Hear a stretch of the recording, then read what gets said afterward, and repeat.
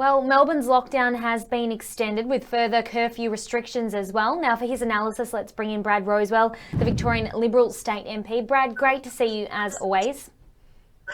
Yeah, likewise, Holly. Thanks again for the opportunity. What are your thoughts on the curfew in Melbourne and the extended lockdown?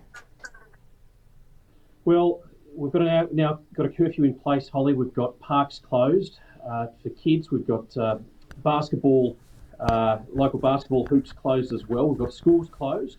We've got businesses closed. And for what?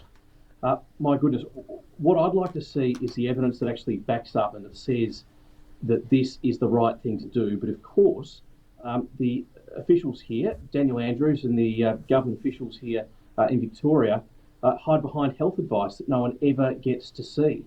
And what they fail to understand and what they fail to recognise is that the decisions that they make have devastating consequences, real life consequences, on the lives of young people, of families, of a whole bunch of people in our community, Holly. And they really, in my view, haven't really taken that into account in announcing this extension of the lockdown and the curfew just yesterday. Yeah, Brad, my question with the curfew was, the curfew's coming into place from 9 p.m. at night until 5 a.m. We were already in tough lockdowns. Everything was already closed. Where was anyone going during those times anyway? Is the curfew actually going to help? Yeah, and where's the evidence to say that it will help? Look, Daniel Andrews, when he faced the cameras yesterday, Holly, was quite clear. He was angered. He was angry. He was infuriated. He used expletives in his press conference yesterday. Now, call me old-fashioned, but I've always been taught that if you are going to make a decision about something, you shouldn't do so in anger. You shouldn't do so in the heights of joy or exuberance or enthusiasm. You need a level head. And what we got out of Daniel Andrews' anger yesterday was an extended lockdown, parks closed, basketball rings closed, and we got a curfew as well. As I say, I'm not entirely sure that Daniel Andrews and the Chief Health Officer that is advising him actually fully understand the implications of these decisions on the lives of families, on the lives of young people, and on the lives of every Victorian. Now, I've heard from some of those Victorians today. There was a person who contacted me who has worked in schools in a psychological support role. She's given me details of a young school mum who's a single mum with 3 school-aged children who has attempted suicide just in these last few months. That's just one story of the many, many stories of devastation right around the place. Perhaps it's time for Daniel Andrews, perhaps it's time for those people advising him to walk just a day, just one day in the shoes of the people that their decisions affect the hardest.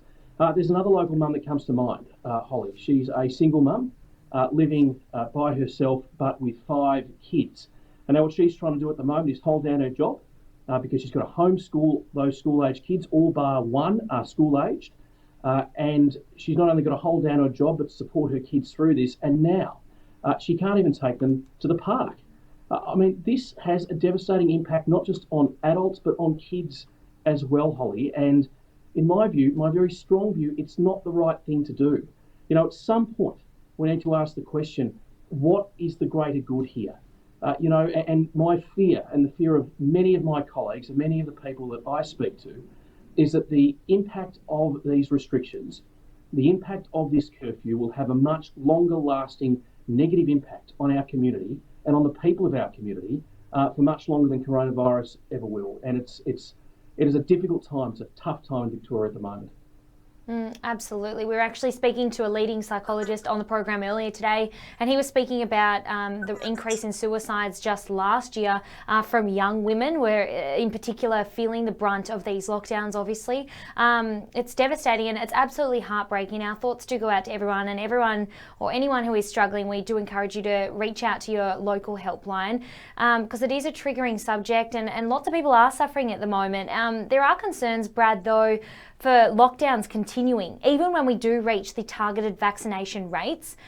There are plenty of talks going around about this subject at the moment. What hope does this actually give people and business owners who are already barely surviving? So, Holly, I'd love to get to a point, as we've discussed before, where we reach a magic number, whatever that is in terms of the percentage of vaccination levels, whether that's 70% or 80% or whatever the experts tell us it might be. But for us to reach that vaccination level, we also need government to do their part.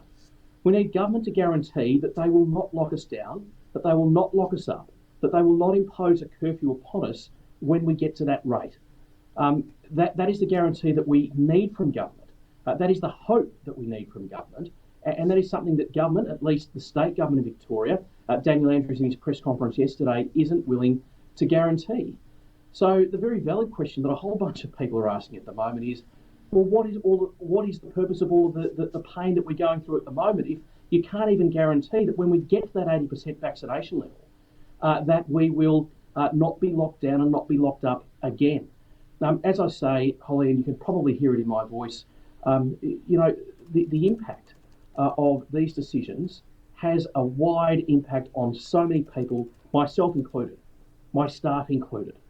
We are doing our very best to help our community in the best way we possibly can through this circumstance at the moment.